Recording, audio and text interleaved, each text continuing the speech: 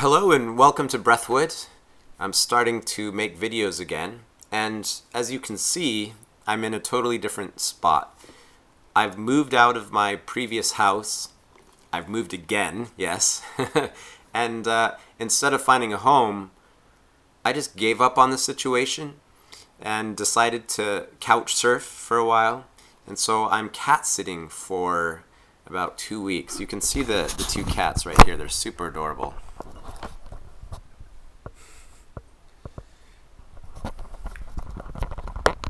Two kittens and the mom. So that's been pretty awesome. Today I'm not actually here to talk about didgeridoo. I'm here to talk about overtone singing. One of the best side effects of buying a car about a year and a half ago is that I practice vocalizing all the time. But I am super self-conscious and super shy about expressing through singing. I'm really challenged with my voice.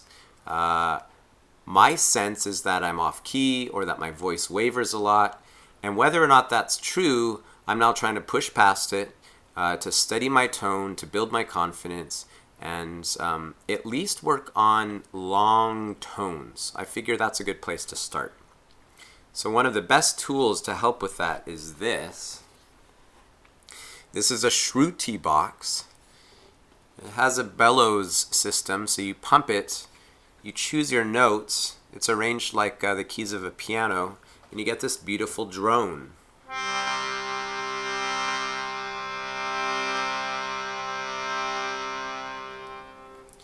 So I find that this blends with the sound of my voice well enough that I have a little bit less self-consciousness while practicing singing. So it all starts with just making a long tone, okay? So I would do something like this.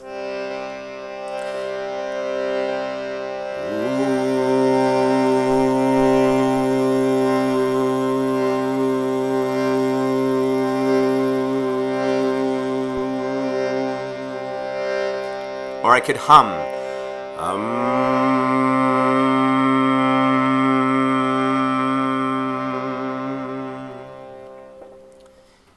So that's the beginning.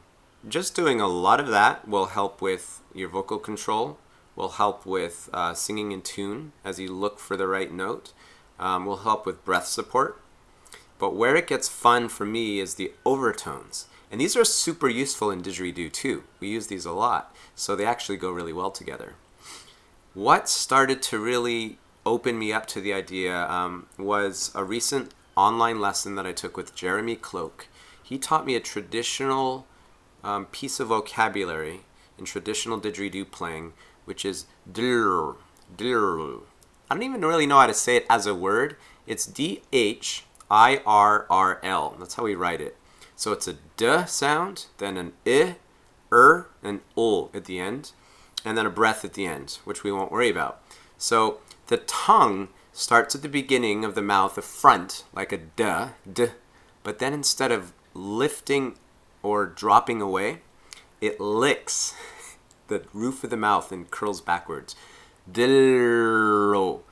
And you can hear in the middle of that sound the overtones start to emerge. If I really push it, dillo, dillo. Do you hear the higher pitch sound that comes out? That's the overtone. So playing with that, I realized all I have to do is hold my tongue, the tip, to the roof of my mouth. And if the roof of the mouth goes along, back from the teeth, and then up, there's this little part that dips down, kind of a ridge. The tongue touches that ridge. So it's almost an a little bit further forward. On its own, it doesn't sound like much.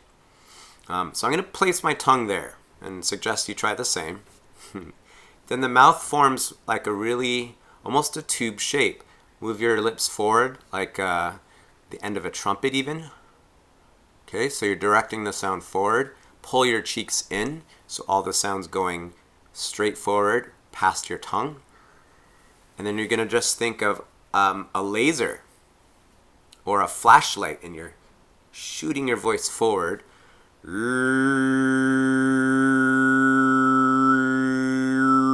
Hear how it changes when I kind of straighten my mouth.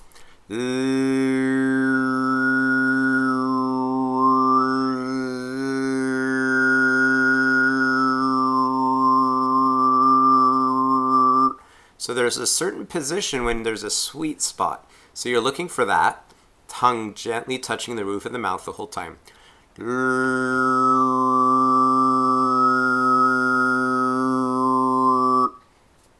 So that's one way to approach it. Then the tongue can move a little bit back, forward. It can flex kind of higher or lower. If you can do this, it's kind of like that a little bit, wider, narrower, closer to the top, more space. Play with very subtle changes in positioning, and this is what happens. To me, it feels like I'm touching the tip of the roof of the mouth at that ridge and then slightly pulling it back and forth. And this is what I get.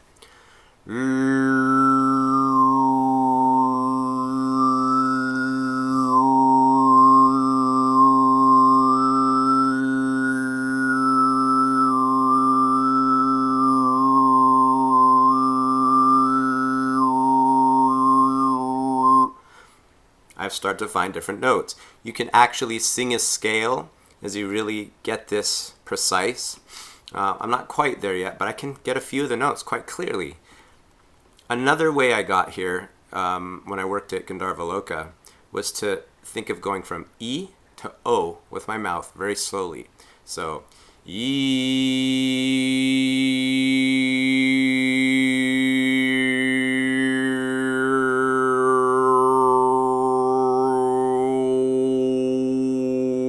and then back.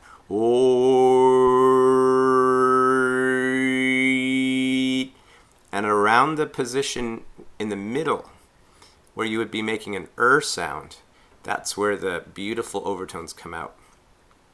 One more way is to just think of like the strongest you can make.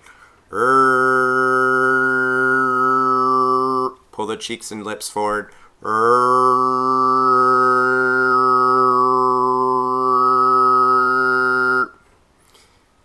And I also remember at the very beginning when I first learned this and was a lot more shy about my voice coming out, I hummed.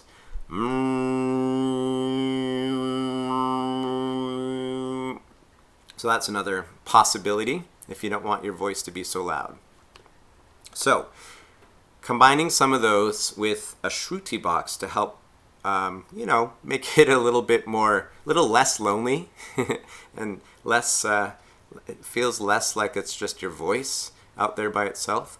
Then it's fun to play around with the tongue position.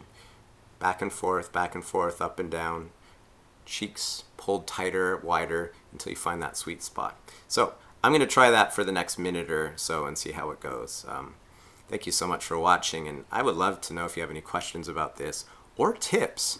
If you're a singer and have tips about steadier tone or clearer notes, I would love to hear those. And then, of course, once you practice this, you can take it back to the dig and get really clear overtones. It's almost easier in comparison to singing it. So let's see here.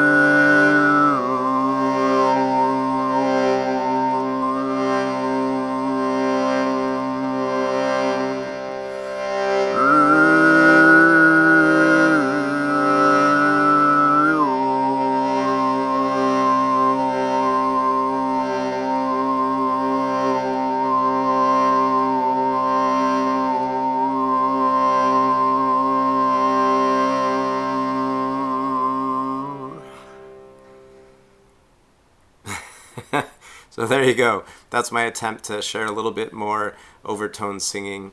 And I would love to hear from you if you have questions or comments. So thank you so much for watching. I hope to do more of these videos soon, so stay tuned. And as always, happy playing.